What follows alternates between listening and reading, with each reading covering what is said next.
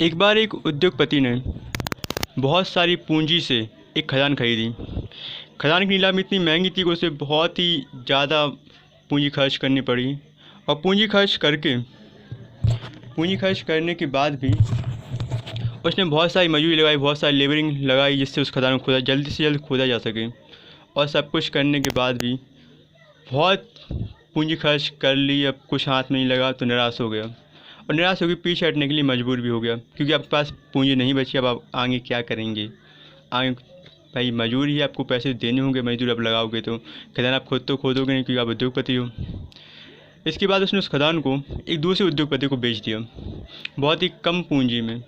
दूसरा उद्योगपति जोखिम उठाने में क्षमता रखता था, वही जोखिम उठाया और एंड जस्ट 4 स्टेप 4 कदम के बाद उसे हीरे मिलना प्रारंभ हो गए और रातों रात दूसरा उद्योगपति अपनी देश का सबसे बड़ा उद्योगपति बन गया, सबसे अमीर उद्योगपति बन गया।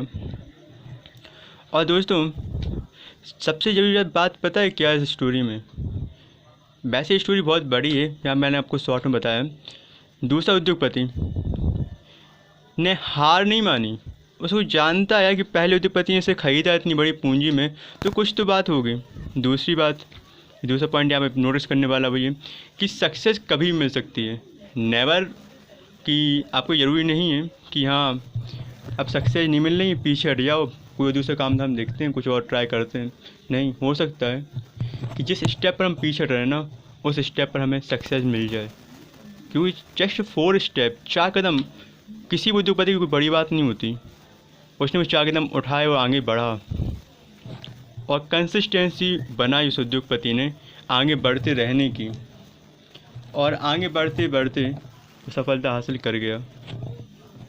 साहस, जोखिम उठाने की क्षमता, कंसिस्टेंसी और साथ ही साथ कि हाँ आई कैन डू इट, मैं कर सकता हूँ, आत्मविश्वास ने उस उद्योगपति को इतना सक्सेस कर दिया ना कि भाई किसी भी देश का सबसे बड़ा उद्योगपति बनना अपने आप में बहुत बड़ी बात होती है।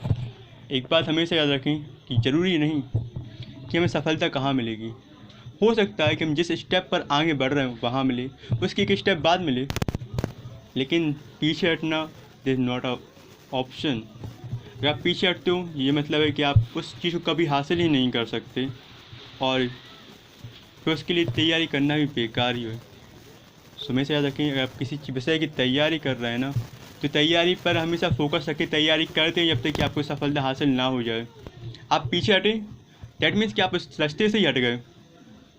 इसीलिए ज़रूरी है कि तैयारी करते रहें, लगातार आगे बढ़ते रहें। ज़रूरी नहीं कि हम 100 की स्पीड पर जाएँ, ज़रूरी नहीं हम 100 की स्पीड पर जाएँ। भाई मैं 10 की स्पीड पर जा सकता हूँ, अब 10 की स्पीड पर जाइए।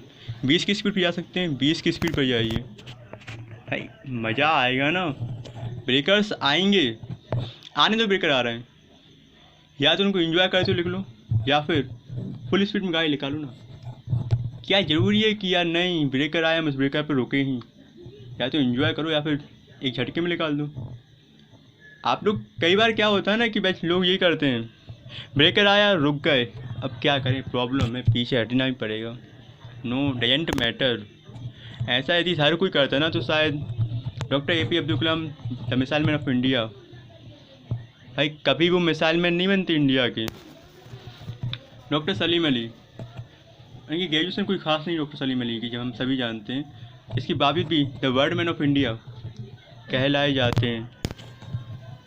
यूं ही नहीं लोग सक्सेस हासिल करते हैं, एक नाम बनते हैं, पूरी ज़िंदगी उनकी लगी होती है उसमें।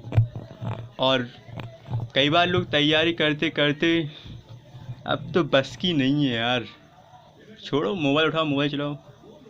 मोबाइल पर ही बहुत सारी फालतू की चीज़ें देखनी, ये नहीं कभी कुछ काम की चीज़ देखें, कुछ मोटिवेशन देख लें, नहीं देखेंगे तो फालतू चीज़, हर टाइम फालतू की चीज़।